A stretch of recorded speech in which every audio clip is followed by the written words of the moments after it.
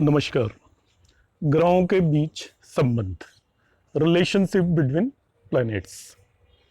जब भी हम केंद्र और त्रिकोण राजयोग या किसी भी तरीके के राजयोग की बात करते हैं तो योग बनता है हमेशा एक से ज़्यादा प्लैनेट एक दूसरे से रिलेटेड हो।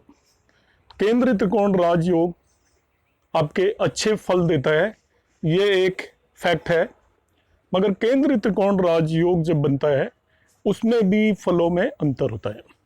केंद्रीय त्रिकोण राजयोग सबसे बेस्ट फल जब देता है जब केंद्र का स्वामी और त्रिकोण का स्वामी दोनों के बीच में संबंध बनता हो, वो भी केंद्रीय त्रिकोण में बनता हो, पहली कंडीशन। और दूसरी कंडीशन यह है और किसी भाव का स्वामी या लॉर्ड उनसे संबंधित नहीं हो। यदि किसी और भाव का स्वामी या लॉर्ड उनसे संबंधित हो जाएगा तभी भी वो अच्छे फल देगा। ये नहीं कि वो फल अच्छे नहीं देगा, मगर उसके फलों में कमी आ जाएगी। फॉर बेस्ट रिजल्ट उनको एक दूसरे से ही संबंधित होना चाहिए। इसको समझाने के लिए मैं एग्जांपल लेता हूं। यहाँ पर आपका 5th हाउस के अंदर 8 साइन है और उसका लॉर्ड है मंगल। तो 5th हाउस के अंदर मैंने मंगल को प्लेस कर दिया। साथ ही में मैंने 5th हाउस के अंदर जुपिटर को प्लेस कर दिया।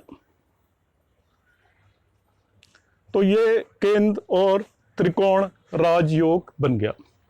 केंद्रीय त्रिकोण राजयोग तो बना, मगर हम देखते हैं कि जुपिटर जो इसके अंदर बैठा हुआ है वो 6th हाउस का लॉर्ड भी है।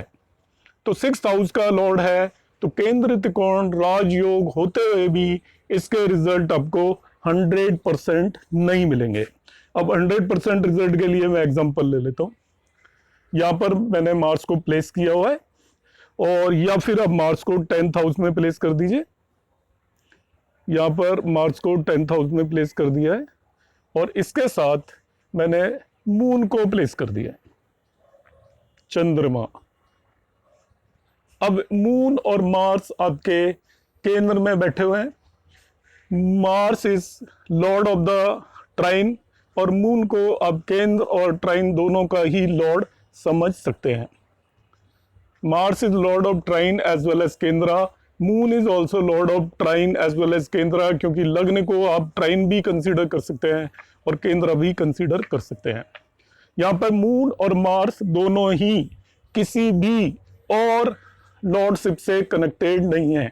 वो या तो केंद्र के लॉर्ड है या ट्राइन के लॉर्ड है, किसी भी और भाव के लॉर्ड नहीं है। तो इस केस में ये बेस्ट आपका राजयोग बनता है। तो इस तरीके के संबंध में प्लैनेट अपनी दशा और अंतर्दशा के अंदर सबसे अच्छे रिजल्ट देते हैं। ये एक थ्योरी हुई। अब हम बात करेंगे, जब भी हम संबंधों की बात करते हैं, कोई भी राजयोग दो प्लैनेट्स के बीच में संबंधों के बगैर हो नहीं सकता। तो यहाँ पर 4 टाइप के संबंध होते हैं प्लैनेट्स के बीच में, और उनमें जो मैं आपको जिस ऑर्डर में बताऊंगा, जो सबसे बेस्ट है वो सबसे पहले बताऊंगा, एंड इन दैट ऑर्डर उससे कम अच्छे को सेकंड नंबर पर, और इस तरीके से हम बताएंगे। 2 ग्रहों के बीच में जो सबसे बेस्ट रिजल्ट होता है वो होता है एक्सचेंज, जिसे हम राशि परिवर्तन बोलते हैं। सबसे बेस्ट रिजल्ट यही देता है। एक्सचेंज को आप समझ सकते हो कि दोनों के बीच में आपने एक टनल बना दी है और उस टनल से दोनों एक दूसरे की तरफ आराम से आ जा सकते हैं। इस केस में दोनों प्लेनेट एक दूसरे की दशा और अंतरदशा में एक दूसरे के रिजल्ट देते हैं। अब इसको समझने के लिए हम यहाँ पर जुपिटर प्लेस कर देते हैं और यहाँ पर हमने मार्स को प्लेस कर दिया। तो ये राशि एक्सचेंज हो गई। त्रिकोण लॉर्ड हैं दोनों, मगर मार्स इज ऑल्सो केंद्र लॉर्ड, तो केंद्र और त्रिकोण लॉर्ड के बीच में राशि परिवर्तन हो गया और ये सबसे बेस्ट आपका रिजल्ट देगा। आप ऐसे समझ सकते हो ये दोनों हाउसेस कॉमन हो गए। राशि एक्सचेंज में दोनों हाउसेस कॉमन हो गए, दोनों एक दूसरे के रिजल्ट देंगे, दोनों एक दूसरे के घर में है, दोनों एक ही चीज के मालिक हो गए, दोनों एक ही चीज के दाता हो गए, वो दोनों एक चीज आपको डोनेट, सेम रिजल्ट दोनों देने लग जाएंगे। तो मार्स रिजल्ट देता है अपनी दशा और अंतरदशा में उसकी दशा और अंतरदशा में जुपिटर रिजल्ट दे सकता है, और जुपिटर की दशा और अंतरदशा में मार्स रिजल्ट दे सकता है। तो ये सबसे बेस्ट कॉम्बिनेशन होता है। दूसरा कॉम्बिनेशन इसमें आता है, दोनों एक दूसरे को देख रहे हो, एस्पेक्ट, दृष्टि संबंध। दृष्टि संबंध वन साइडेड नहीं होगा, दोनों एक दूसरे को देखेंगे। मैं इसी एग्जांपल को ले लेता हूं। यहां पर मैंने प्लेस कर दिया जुपिटर को और यहां पर प्लेस कर दिया मार्स को। बाई चांस दोनों ये एक्सोल्टेड भी हो जाते हैं, यहां पर उच्च के हो गए। अब जुपिटर मार्स को देख रहा है, मार्स जुपिटर को देख रहा है। इस केस में भी वो एक दूसरे की रखवाली कर रहे हैं, एक दूसरे पर नजर रख रहे हैं, एक दूसरे को आशीर्वाद दे रहे हैं। तो एक प्लेनेट की दशा में दूसरा प्लेनेट अपने रिजल्ट दे सकता है, और दोनों एक दूसरे की दशा और अंतरदशा में रिजल्ट दे सकते हैं। तो एक्सचेंज के बाद जो सबसे इंपॉर्टेंट और सेकंड मोस्ट स्ट्रॉन्ग जो आपका संबंध होता है वो होता है दृष्टि संबंध और एस्पेक्ट रिलेशन, जिसमें दोनों प्लेनेट एक दूसरे को देख रहे हो। ये दोनों केंद्र और त्रिकोण के लॉर्ड है, तो ये आपका राजयोग फॉर्म होता है, बहुत स्ट्रॉन्ग केंद्र त्रिकोण राजयोग। और ये संबंध बनता है जो सेकंड मोस्ट इंपॉर्टेंट संबंध है।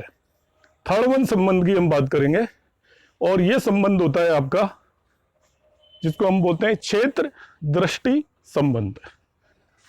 क्षेत्र दृष्टि संबंध में क्या होता है, एक प्लैनेट किसी दूसरे की राशि में बैठा हुआ है। लाइक आपका जुपिटर यहां पर बैठ गया और इसको 8 साइन का लॉर्ड मार्स एस्पेक्ट कर रहा है। मार्स सपोज यहां पर है, तो जुपिटर मार्स की राशि में बैठा हुआ है और उसे मार्स वहां से देख रहा है। इसे हम क्षेत्र दृष्टि संबंध बोलते हैं। क्षेत्र का मतलब जुपिटर मार्स के क्षेत्र में चला गया और मार्स अपने घर को देख रहा है।